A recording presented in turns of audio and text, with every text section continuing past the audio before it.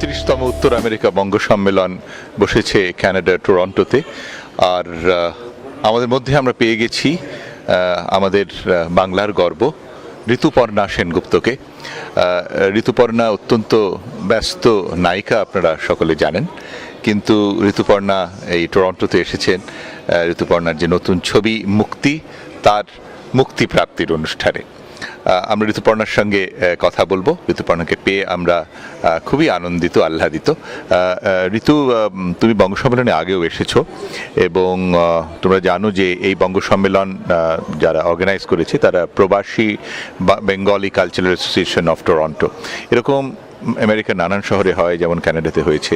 তুমি আগেও এসেছো, তুমি নিজে প্রবাসী হয়ে থেকেছো ওয়াশিংটন ডিসিতে। হ্যাঁ, তো এই যে প্রবাসীদের তুমি আগেও দেখেছো, বঙ্গ সম্মেলনে এসেছো, এই বঙ্গ সম্মেলনে আসছো এলে, তো এতে তোমার কোনো ট্রান্সফরমেশন পাও, কোনো চেঞ্জ পাও? প্রথম যখন আমি বঙ্গ সম্মেলনে এসেছিলাম, বেশ অনেক বছর আগে, মনে পড়ছে না কোন সাল, তবে তখন দেখেছিলাম যে বঙ্গ সম্মেলনের মধ্যে সবসময় একটা খুব ইন্টারেস্টিং স্পিরিট আছে। সেই স্পিরিটটা কখনো আমি দেখিনি মরে যেতে আজ অবধি। কারণ সেখানে সবাই মিলে যে একত্র হবার এবং সবাই মিলে যে 3 দিন একেবারে মানে জীবনকে অন্যভাবে উপলব্ধি করার মতো জায়গায় নিয়ে যায়, সেটা আমার খুব ভালো লেগেছিল। তবে ওভার দ্য ইয়ার্স আমি দেখেছি যে বঙ্গ সম্মেলন অনেক বদলেছে, মানে অনেক রকম অনুষ্ঠানের পরিবর্তন হয়েছে। আগে অনেক বেশি ইন্টারাকশন হতো, মানে এখন অনেক বেশি কালচারাল ইভেন্টস অনেক বেড়ে গেছে, এখানে মানুষ অনেক বেশি আসছে এবং অনেক রকমের আর্টিস্টরা আসছে, যেটা আগে শুধু খুব একটা পর্যায়ে সেলিব্রিটিরাই আসতো এবং সেখানে মানে খুব একটা টপলাইন সেলিব্রিটিরাই আসতো, তারপরে আর আমি বেশি কাউকে দেখিনি।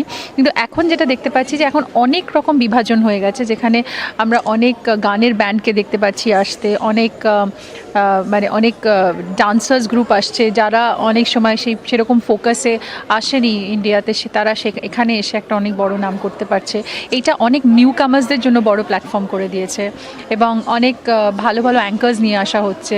তো সেখানে আমার মনে হয়েছে যে এই মেলবন্ধনটা খুব ভালো লাগছে এবং পরিধিটা বেড়েছে। আর একটা যেটা আমার মনে হচ্ছে যে এখানকার লোকাল আর্টিস্টদের স্পিরিটটাও আরও অনেক বেশি বেড়েছে ভালো কিছু করার, যেটা প্রথম দিকে আমি অনেকটা বেশি লক্ষ্য করিনি। লোকাল আর্টিস্টদের পারফরমেন্স অনেক বেশি কম ছিল, এখন আরও অনেক বেশি বেড়েছে তাদের পার্টিসিপেশন। তো আমার ধারণা যে এনএবিসি এমনই একটা সম্মেলন যেখানে আমি ওভার দ্য ইয়ার্স অনেক রকম চেঞ্জেস দেখেছি। আমি নিজে অনেক অন্যরকমভাবে পার্টিসিপেট করেছি।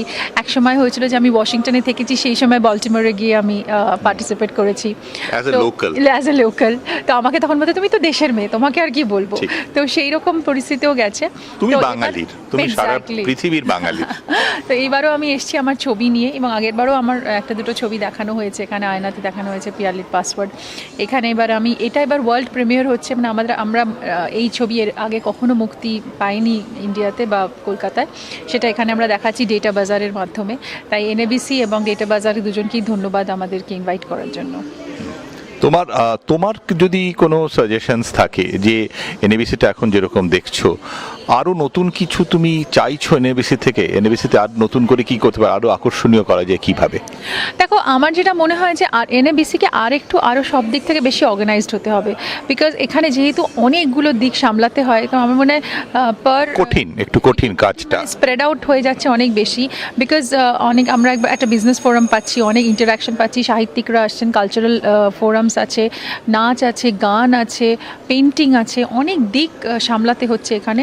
তো আমার মনে হয় যে অর্গানাইজডভাবে যদি নানা রকমভাবে সবাই একটা স্ফিয়ারে একজনকে ডেলিগেট করার দায়িত্ব দেওয়া হয় এবং তার দায়িত্বে পুরো ব্যাপারটা থাকে, তাহলে আমার মনে হয় যে এটাকে আরও ভালোভাবে করা যাবে। আর একটা আমি বলবো যে কোনো পার্টিকুলার ইভেন্ট ম্যানেজমেন্ট কোম্পানি যদি এটা ম্যানেজ করে, I think it will be much more. পরিচালনার ক্ষেত্রে সেটা হয়ে গেল, এছাড়া মানে কন্টেন্ট আমরা অনেক কিছু করতে পারি এখানে। কন্টেন্ট নিয়ে আমরা আরও অনেক বেশিভাবে, যেরকম এই বছর আমরা আমরা দেখতে পাচ্ছি বিবেকানন্দর সেন্টেনারি, সেখানে বিবেকানন্দ 150 ইয়ার্স 150 ইয়ার্স, সেখানে আমরা বিবেকানন্দের উপর সেরকম ধরনের কোনো অনুষ্ঠান পাইনি।